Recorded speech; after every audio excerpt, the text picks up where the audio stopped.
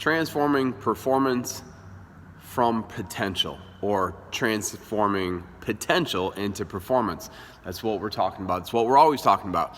So one of the questions that I always get asked is, hey, listen, is there a book that I can read or listen to on tape that would help me or somebody that I know transition from an old situation to a new situation? And that could mean a new school, that might mean a new team, a new job, living in a new location.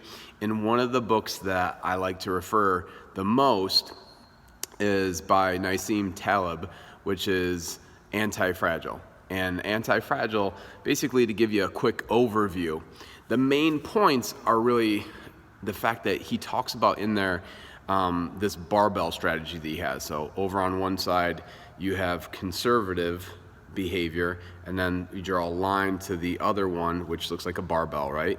To the other side, which is aggressive behavior, basically. And he talks about living in between that space in order to grow. And the concept isn't that we avoid stressful situations, it's that we understand that if you're, not glass, but rather a diamond, if you beat up glass, it just crumbles, right? It's fragile. And if we beat up on a diamond, right, it just, it enhances the quality of it. Like it, well, anyways, that's the point. Like, I don't want to get too much into that. But the concept is, though, that the barbell strategy of making sure that you understand the minimum effective dosage and then the maximum effective dosage. So if you came in to train to a training center and I said, hey, listen, we're going to do maybe we're going to do 10 pull-ups. Well, let's say maybe your maximum is 12, but I say we're going for 10. Now, all of a sudden, you get to like 8, 9, and you're like, I'm just going to stop. Okay, did we hit our minimum effective dosage? We didn't hit our maximum, but if we didn't hit our minimum either, we're not progressing and moving forward. So the point is, and this is the thing where people struggle, is you need to understand, like, there's going to be awkward situations where you might fail several times. This shows up a lot in the world of sales.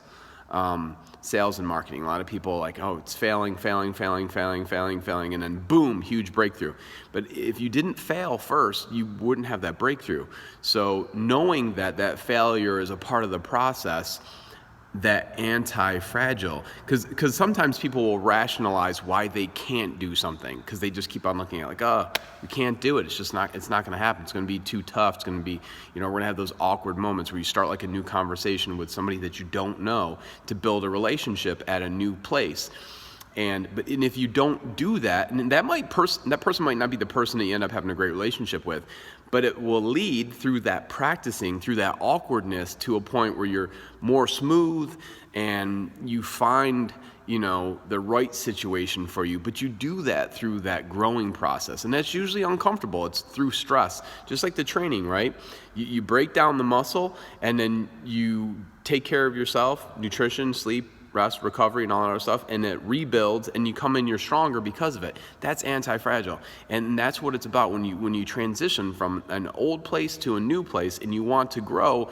That's really what it's about. And so it's rationalizing the fact that you can do something, and that you're going to fail in the process, and it's going to be okay because you're going to keep on getting better and better and better because of that, and not to be hard on yourself when you fail, but also understand that I should try again.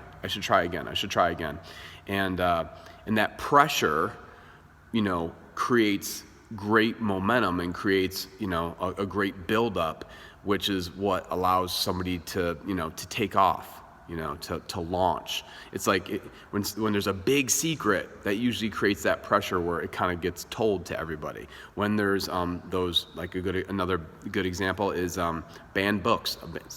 Books that are on the banned book list, like when you're in school, those are the books typically that you wanted to read. Like, oh, well, I wonder why it's banned. Like, curiosity gets piqued.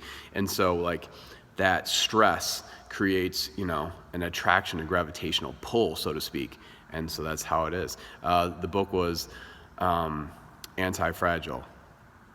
And I definitely recommend it for anybody looking to transition, transform, or transcend.